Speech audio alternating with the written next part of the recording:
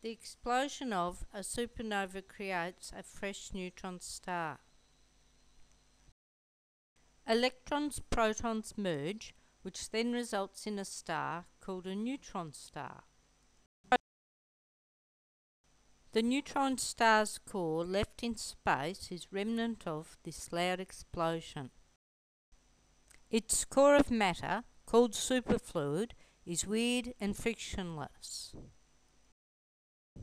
The densest matter, superconductors, don't lose energy. And the waves of heat speed through the superfluid faster than ever.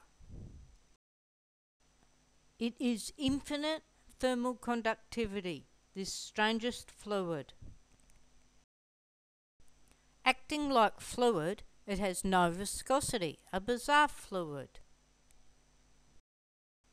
No viscosity, but with surface tension climbs up container walls. To most, it's nothing, but to the curious, it's quite incredible.